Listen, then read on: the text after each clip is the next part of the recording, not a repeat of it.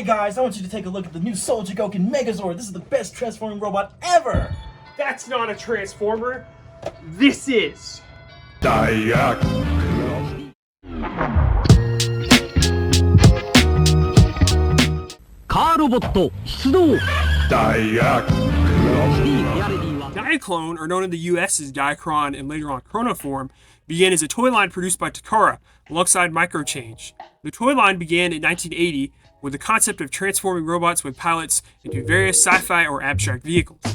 Many of these early figures are quite rare and valuable, and in 1981, 3 of those figures released were called Dashers, in the form of an F1 car, a drill tank, and a sci-fi jet, which later on in the Transformers G1 line would become the Power Dashers, all of which could transform to robot modes in their various alt modes. Also released is the big-powered Dia Attacker, the Rudos, the Rooter Pilot, which were intended to be the villains of the series to the humans. Towards the end of 1981, there was also Fortress X, a massive powerhouse that most would say is the holy grail of the toy line. However, in 1982, the line would be forever transformed as it moved towards car robots instead of the usual sci-fi elements. Diaclone.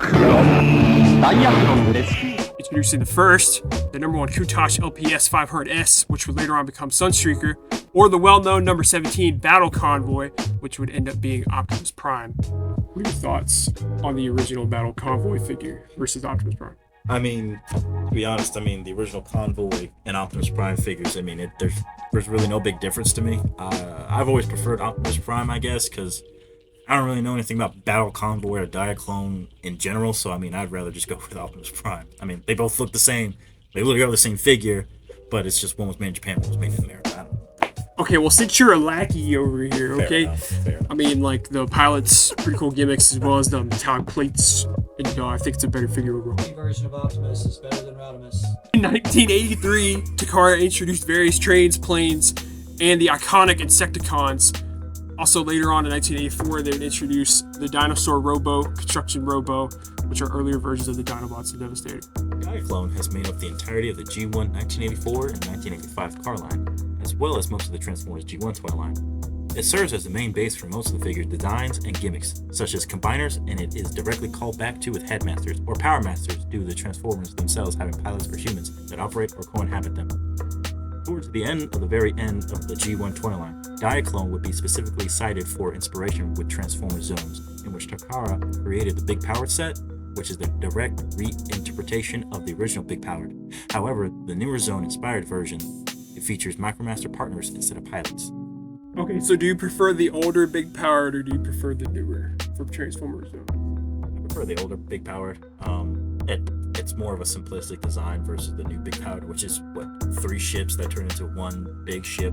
Pretty much with just 3 other smaller Micromasters. Whereas, the original, man, you can't go wrong. You got 4 pilots, big vehicles. You got the smaller robot. It goes into a bigger robot. Well, yeah, see, that's simplistic. To me, especially, I like when toys are supposed to be simplistic. It's like it has certain features and it's not overcomplicated. Like original Big Powered giant robot has some little buggies, I guess you can say. Yeah. And new Big Powered is just a bigger ship that divides into 3 bigger ships. Other various toy lines have influences from Diaclone, or sometimes direct reuses of the Diaclone molds, such as TMNT, which has the Cyber Rover, a direct redeco of the original Cosmo Roller, and the Cyberjet, which is directly inspired from Diaclone itself as a toy line. Both of these sets are classified as mini-mutants and in the same vein as Diaclone, except with TMNT characters. So Mason, how do you feel that TMNT uses Diaclone molds for their mini-mutants line? How do you feel about that? I don't like it. I think it's just a direct ripoff, alright? The original Diaclone, you can't go wrong with the Cosmo Roller, bro. Okay, you can't go wrong with the fact it turned to base and all that. Right. It's just lazy uses of I wish I knew what of molds. but fair enough, I guess. Yeah, it turns into a base, bro. You can't go wrong with Well, I don't collect mini mutants, but me being kind of well versed in the lines of TMNT, all I saw was the mini roller or the Cyberjet, and I was just like, oh, that's cool. I thought Playmates actually came up with that. So now finding out for myself that that's actually a Diaclone mold, that's it kind of makes sense because back then they used other molds from other toy lines. That just TMNT specifically, but others like, I don't even know, like He-Man or any other toy lines that were back in the day, you know. So that actually makes sense for the time period. But the crazy thing is, bro, is that these are the holy grails for some people. These are like you're pushing like 1,000 each on each set, bro. That's crazy. What? I mean, are you serious? That's crazy. They're incredibly hard to get. Holy cowabunga, dude! Diaclone was imported to the U.S. as Daikron and also later as Chronoform. DK1 is a carryover of the Renku Tosh #1 and is almost identical, including the pilot. The concept is simple. A red Lamborghini that has a seat for a pilot which can turn into a robot for a human to man and act as a mecha, shooting missiles and fists that would later on be used as G1 Sunstreaker in the G1 toy line. Which to me, the original is better, but that is highly debatable. D2, or DK2, is a van with a pilot seat for your Diaclone pilot, which features a detachable rear end that becomes a tank and or base, while the front half of the vehicle becomes a mecha. The base features various shooting missiles, chrome treads, and a main cannon which can rotate. This would later become everyone's favorite Ironhide. However, again, the black and red color scheme works wonders when compared to dark red. DK3 is a Toyota Hilux camper truck in blue with an opening top for your Diaclone pilot. It can be turned into a mecha as well with shooting missiles, fists, and a head cannon / light unit. This release, while not the original colors, would be used for Trailbreaker. However, blue suits this mold nicely, as many of us here think. What is your favorite out of the 3 Diaclone figures? Or DK3, excuse me. I don't know. I something about the blue. I like the blue and the red. And I think the gray also kind of helps out. Well, as I'm holding this new rendition of it from what year is this? When did this come out? This is 2024. 2020. Oh, this is new. Okay. Yeah. So, I mean, looking at the old Diaclone version, DK3, I believe. I don't know, the chrome parts and then just the overall blue and the red. I just like the color combination of it. I think DK1 is the GOAT. It's the original Oh, Transformer. that's basic, bro. It's because of Lamborghini. It's because of Lambo. It's clean red. What is this, Miami Vice? Oh my god. In the modern age, Diaclone would be somewhat dead after June 1985, when Takara finally focused more towards the Transformers offshoot, as it performed much better than Diaclone due to the fact that the line featured characters and personalities to what was a somewhat no-name military line. However, in 2016, Takara decided to reboot the line, now aimed for adult collectors as a sort of boutique property, with very advanced engineering, new designs for the pilots, and also almost all of the original toy line's engineering features. Even a redo of Battle Convoy, the Dia Battle sets, and Fortress X. Do you think that the modern Diaclone reboot toys have strayed too far from the original designs because the Dia Battles, or Attacker, the new version, is very different in redesign terms compared to the original? Honestly, looking at it now, I'm just like, it actually looks better than it does than the original. I guess I'm a sucker for vamping designs from old toys that make them look better, if not more playable. And looking at, what's this one called again? It's the Dia Battles. The Dia Battles. Yeah. Like, if I was somebody that grew up with the original Dia Battles, and then I saw the new one, I would be like, oh man, this thing blows the old one out of the water completely. Now, I understand some people that may watch this are Diaclone fans, which is fine, but in my personal opinion, I think the new ones absolutely make the old ones look antique looking, I guess. But that's not even a bad thing to say. While the reboot is miles ahead of the original Diaclone figures, it's interesting to compare the original with the reboot, as well as original Diaclone / G1 Transformers to the modern age of Transformers. However, we will be specifically comparing the modern Transformers with their original Diaclone toys. In this case, we're going to be taking DK3, now called Breaker by Takara Tomy, comparing it with the original DK3 from 1982. Okay, so do you think modern Transformers hold up to the original Diaclone line? Like, how does the past 44 years reflect with the present day offerings by Hasbro and Takara Tomy? Transforms absolutely blows Diaclone out of the water. I don't care what anybody says. You might be a fan of Diaclone, but Transformers is more of a staple. It's got better characters, it's got more recognizable designs. Like, you look at Optimus, you're not going to think of Convoy. You're going to think of Optimus friggin' Prime, who was better than Rodimus Prime, by the way. God. Jesus. Wait, what?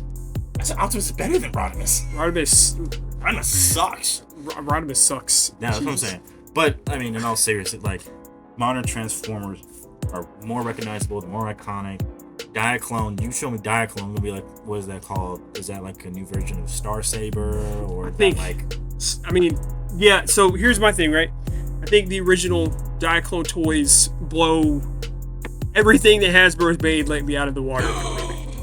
That's for me. Because that piece of plastic that you're holding right there I can actually does not match up to that metal and plastic DK3 over there that does a lot more stuff compared to that.